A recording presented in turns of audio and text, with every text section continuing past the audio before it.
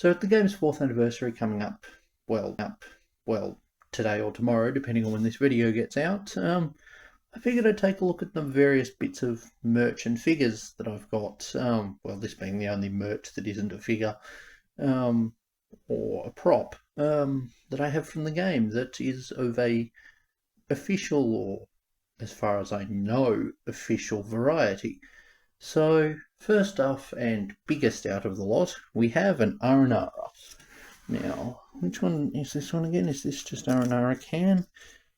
Yep, Aranari Can. I don't know. Aranari Can. Yeah, we never hear these names spoken. It's all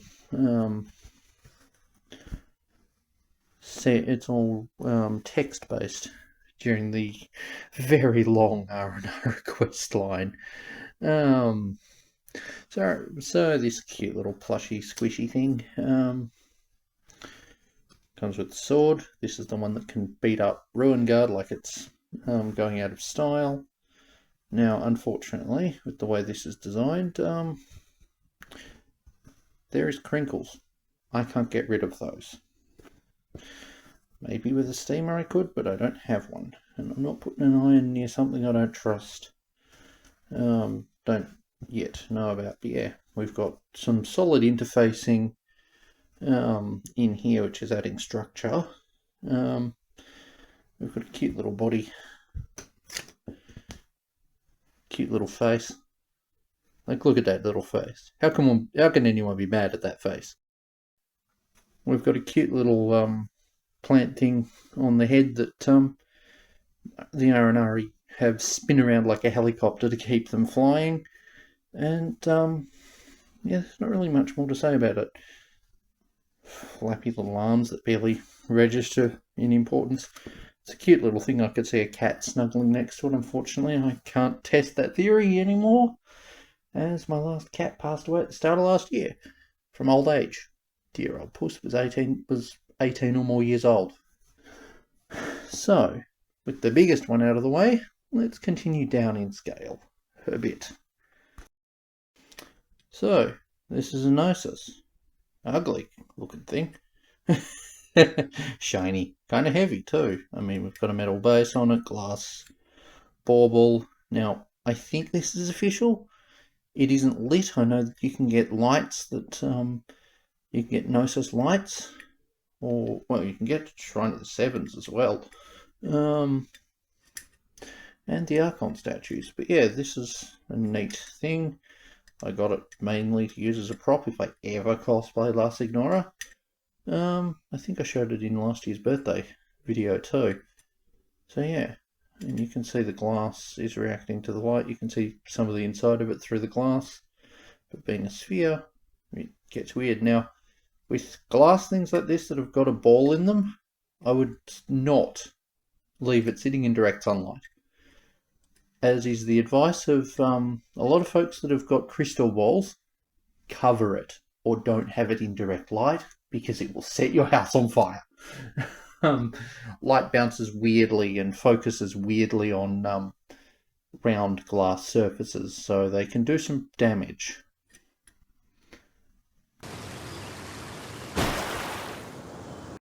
So, next up we have the Broke Astrologist, a character I relate to. Not so much through being an astrologist. In fact, I have no real interest in telling the future beyond trying to fix problems with it. But,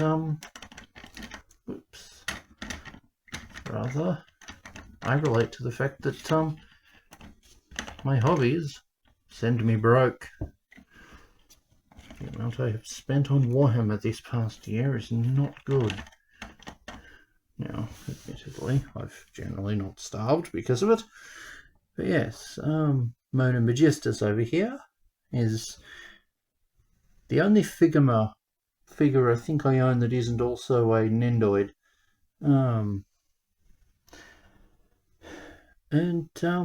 This figure is kinda meh. So it comes with a lot of accessories. They're all a pain in the ass. So yeah, like I've got a whole bag of them here. Skyward Harp, is it? No, Skyward Atlas is the book. It looks nice and all, but the hands, I had to brutalize the pins that go into the back of the hands for me to be able to get them on to any hands that came in this box. Now, this figure out of all of them is the one that I suspect could be a knockoff, because it was just a pain in the ass to get the actual hands into and out of their sockets. Like, I nearly broke things trying to get them in, and they wouldn't go in. And as someone who's built Gundams, and far too many, and plenty of Warhammer models, I have an understanding of the kind of resistance, the tolerances of plastic, strength-wise. If this figure is fully official, and I mean it came in a official-looking box with the full logos and everything on it, then I can't recommend actually buying it. Now, I'm just not going to have the booty flashing. But so for some of the new players who've played Genshin, you won't recognise this outfit, or you may not, because due to either censorship or the CN community being whiny pricks, Mona lost this outfit. They full on gave out 4 free outfits at the start of, I think it was 22, or was it 2021?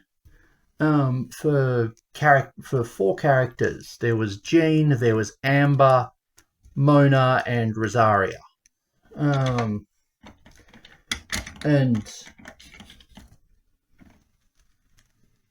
out of all of those outfits, Mona's one is the worst.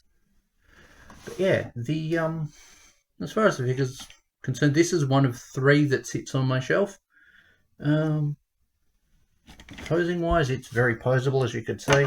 Like, we've got knee pose, we've got foot on. The foot isn't actually on a ball joint, it's just on a swivel. The legs are on a ball joint and a swivel. Oh no, just a ball joint. The swivel doesn't really work.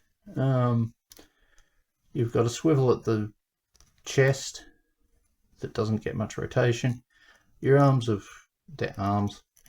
swivel on ball joints and so on, because we've got the kind of, well, not actually a ball joint, we've got a double swivel.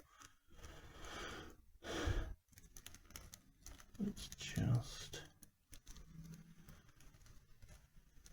bring that back there. We've got the ball joint and pin on the shoulder. At least what pretends to be a ball joint, it's more of a swivel. And the head is on a neck. Oops, I think I'm off camera there. But yes, now there's multiple faces. Of course, I went for this one because it's the most relatable. Where's that pin? Anyway, let's continue. And so we get on to the Nendoroids. Now you can see which one of these can hold up its own weight, thanks to the capelet trail things. The man can just stand on her own, whereas these 2 need stands. Now Venti, I may not have the hat in the exact right spot, but getting it to sit properly is a challenge. Yeah, each of them are decent. I wouldn't mind if their normal stands were what I was using, but their normal stands are designed to lock straight into the, well, apart from Venti's, but both the stands for Lumine and Ether are designed to plug into the wings that come with them.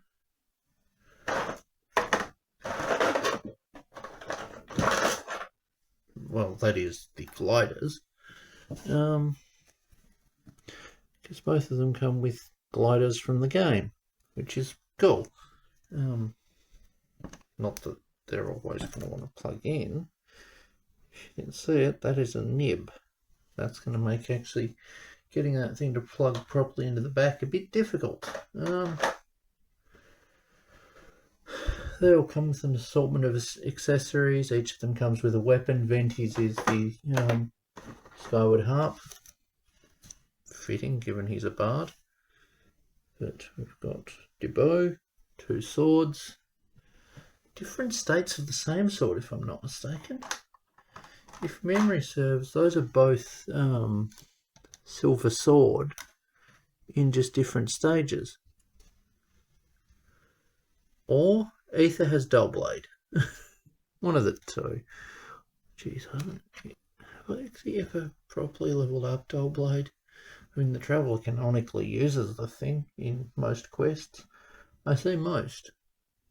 The Aranara quest, which I mentioned earlier, has the Traveller using the silver sword, which is neat.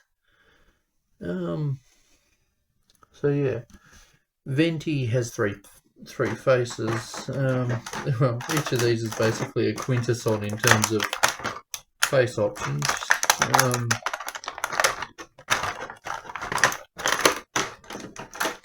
Being a Nendoroid, you can swap out the faces on them. You've got kind of casual smiling face and eyes closed face for Venti. For Aether, you've got kind of a worried face and an angry one.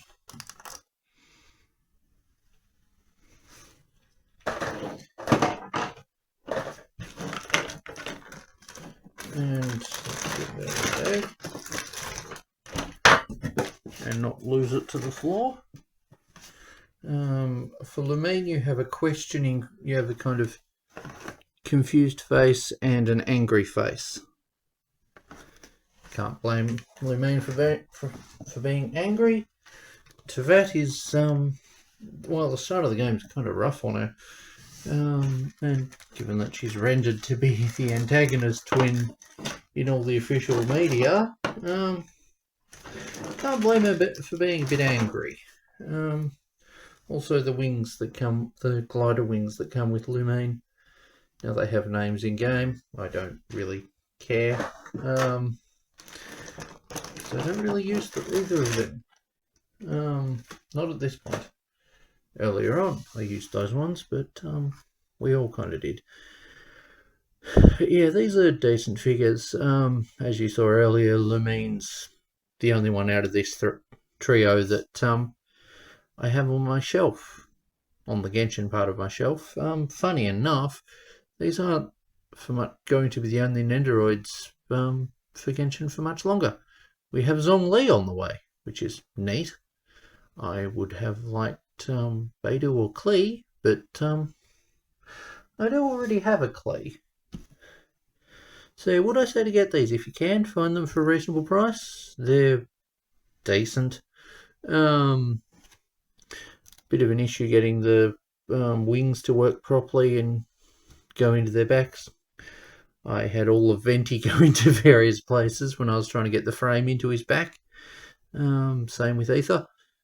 Lumine doesn't need the frame because of her coat tails, which I really like. I also dread the prospect of them actually, when I get around to cosplaying Lumine, partly for the excuse of having a floating Paimon with me, partly because I love her dress. Just the design of it, even in chibi form, is really pretty. Anyway, on to the final round of figures out of this lot. This is just a merch showcase video, let's be real.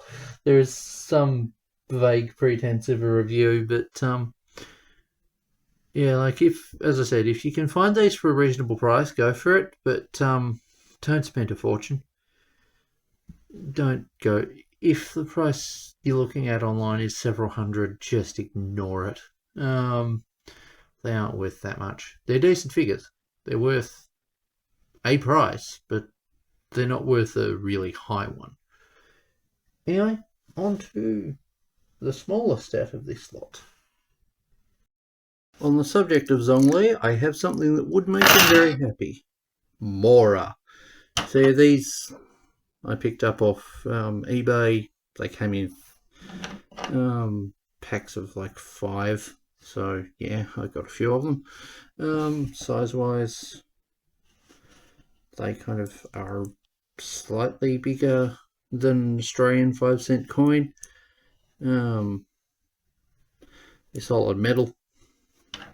Now I'm sure you can find resin ones or plastic and 3D printed ones. But yeah, I managed to end up with a collection of metal ones. I originally planned on using them as part of a either child / Tartaglia cosplay or a Zhongli cosplay, but well, that hasn't happened. Anyway, on to them. Okay, and we get to the smallest out of this collection now. Klee is the best one out of this lot, let's be honest. Let's just grab that turntable.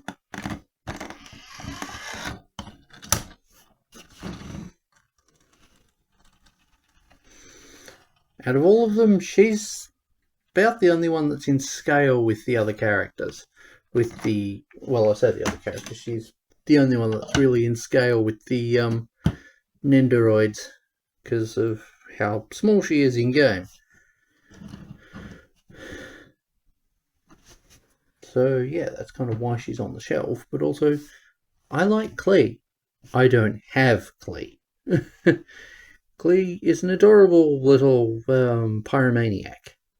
Now, Lore Klee versus gameplay Klee are two different things. Lore Klee is innocent. Is a very innocent but destructive character. Gameplay Klee is the destroyer of worlds. But yeah, out of all of these, that's the best sculpt.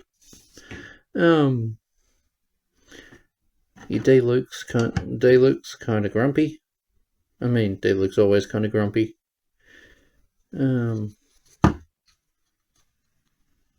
least they got the ponytail right, I think.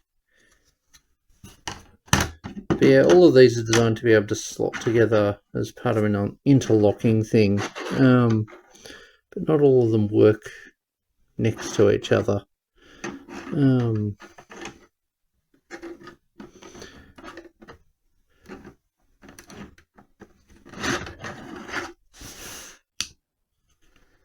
I mean, we've got the smooth guy Kaya sliding in on ice. Very reminiscent of, you know, how players use him. I still remember when Inazuma dropped and people tried using him to ice bridge their way there. Unfortunately, that doesn't work. The game has a teleport gate in place that caught them.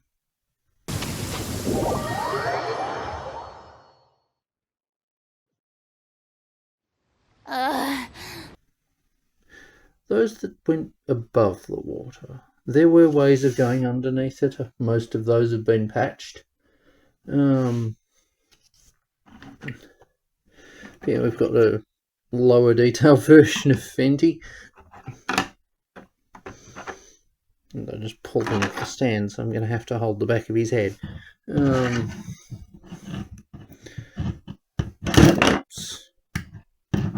Still going to have to hold the back of his head, but now he's lost his hat. But yeah, most of these are kind of meh. Klee's the good one. Klee's the really cool one out of the set. The rest of them are kind of average. It's kind of cool that Fischl at least got some kind of a figure. She's been in Honkai though, and from what I could see there was absolutely destructive. But so I realised I almost forgot Barbara. How can I forget Barbara, the Deaconess and Sister of Battle of Mondstadt? So yeah, Barbara, this little figure of hers, not very well detailed. It's probably one of the worst adaptations out of the set, because Barbara's outfit is really high detailed, which is kind of a shame. So yeah, let's just, like, it captures the kind of happy mood that she has, and oh boy, I remember when she was slightly less depressed. She was very happy and out there at the very start of the game, and then 1.2, I think it was, dropped. And they changed her voice lines and made her less happy sounding.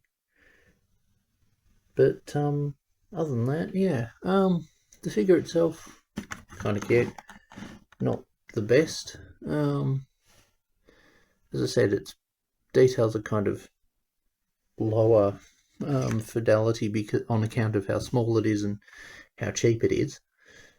Because it's meant to be relatively low cost to get hold of, it's also got to be relatively low cost to make and paint.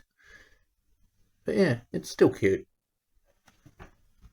Yeah, like each of these are neat. My understanding is they're gachapon sets, so you get them in like a plastic bauble or something in from a vending machine that just randomly gives you the next ball in the set, and or the next ball above the dispenser node, and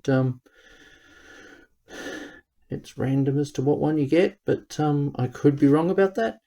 Now, I got these when they were cheap on eBay years ago. I believe they're now kind of expensive at being sold individually. But yeah. Now I have kind of run out of things to say. They're cute. They might have a place on your shelf if you want them. Would I say to get them? If you can find them for under 30 Australian, yeah. If you can't, give them a miss. They're not that great. They're cute, but they're not worth a fortune. Anyway, this has been kind of my long look at the various merches and figures that I have from the game. I hope you enjoyed. And do you have a favourite Genshin related figure that... No, I've got to pack all this lot away and get an absolute mountain of stuff done in the next 2 weeks, in the next week and a half for 4 days of cosplay. Yay!